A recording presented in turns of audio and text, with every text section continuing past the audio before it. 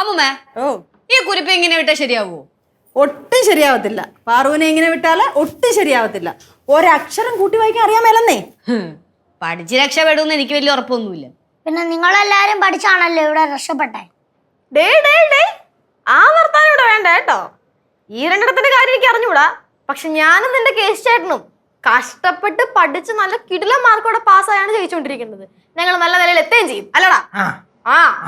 അതെ, ഞങ്ങള് ജോലിക്ക് പോണില്ലെന്നേ ഉള്ളൂ. അത്യാവശ്യം നല്ല മാർക്ക് ഉണ്ടായിരുന്നു എനിക്ക്. ഞാനും പഠിച്ചിട്ട് തന്നെയാണ് നേഴ്സായത്, അല്ലാതെ സർട്ടിഫിക്കറ്റ് വഴി നിന്ന് കിട്ടിയൊന്നും അല്ല. അല്ല, അതല്ലല്ലോ ഇപ്പൊ ഇവിടുത്തെ വിഷയം. അമ്മായിക്ക് ഡാൻസ് അറിയാം. അറിയാം. എനിക്ക് പാട്ട് അറിയാം. അറിയാം. ഇവക്ക് അഭിനയം അറിയാം. കേശുവിന് തേങ്ങ അറിയാൻ പാടില്ല. എനിക്കും മറ്റേ എഴുത്തറിയാം. ഓക്കെ, സമ്മതിച്ച് എഴുത്തറിയാം. പക്ഷെ പാറുവിനോ ഒന്നും അറിയാൻ പാടില്ല. എനിക്ക് പടം വരയ്ക്കാൻ അറിയാം. പക്ഷെ അതിൽ നീ കഴിവ് തെളിയിച്ചിട്ടില്ലല്ലോ. என்ன நீங்க எல்லாருமா சேர்ந்து என்ன பிளான் போட்டுட்டு இருக்கீங்க? അത് ഞങ്ങള് പാറുവിനെ അഭിനയിപ്പിക്കുന്നത്.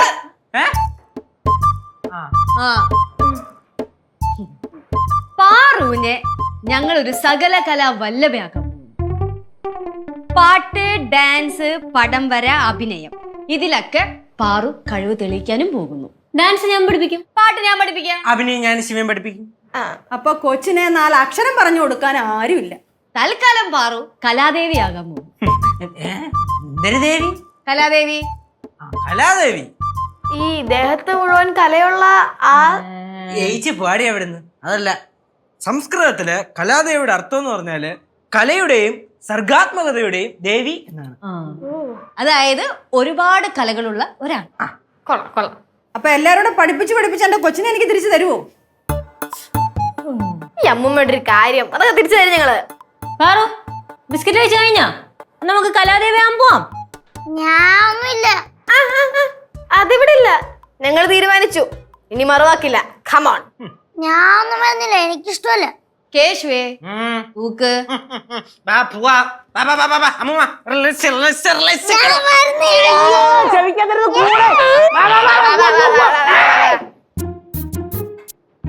அம்மா நான் நினைக்கிறேன் ஏதோ பெருசா பிளான் போட்டுட்டு இருக்காங்க.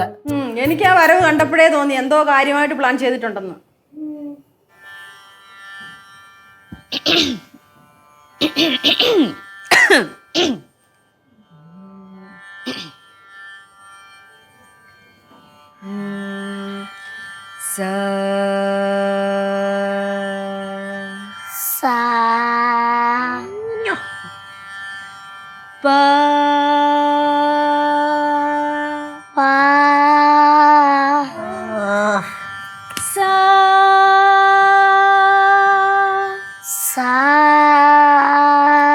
താഴോട്ടല്ല, മേളിലേക്ക്.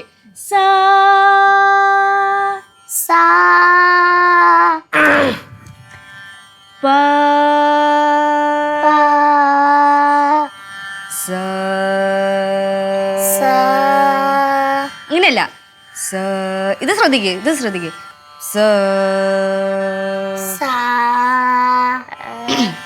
പാറു, ശ്രുതി ശ്രദ്ധിച്ച പെട്ടെന്ന് തലയിൽ കയറും. ഓക്കെ, ഇനിയിപ്പോ ചേച്ചി പാടിത്തരാം, അതുപോലെ പാടണം. ഓക്കെ? സരിഗമപ ഗമപ പ ഗമപ ധനി ദപ മ ഗമപ ഗമ ഗരി സ നി ധനി ദപ ദ പ മ പ പ ഗമപ ധനി ദപ മ ഗമപ ഗമ ഗരി സ. പഠിക്കേ.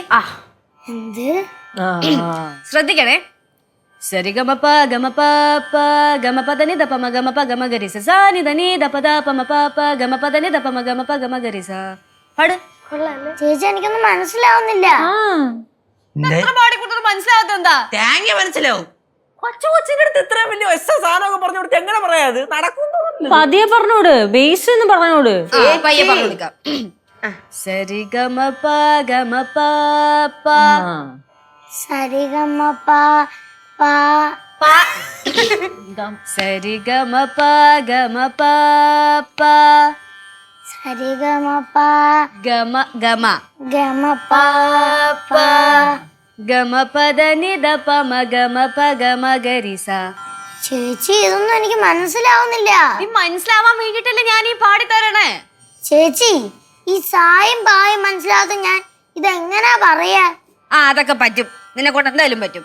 ഞാൻ ഒന്നും കൂടെ എനിക്ക് പറ്റില്ല. ചേച്ചി അവക്ക് താളബോധം ഇല്ലത് മനസ്സിലായില്ല ഇത്ര നേരമായിട്ടും. ഇതൊന്നും നടക്കാൻ പോകണില്ല, വേറെ എന്തെങ്കിലുമൊക്കെ പിടിച്ചാൽ നോക്ക്. ഫ്ലവേഴ്സ് ഒരുക്കുന്ന കാഴ്ച വസന്തം യൂട്യൂബിൽ പ്രേക്ഷകർക്ക് ലൈവായി കാണാം. ഫ്ലവേഴ്സ് കോമഡിയിൽ ജോയിൻ ചെയ്യൂ, ആസ്വദിക്കൂ.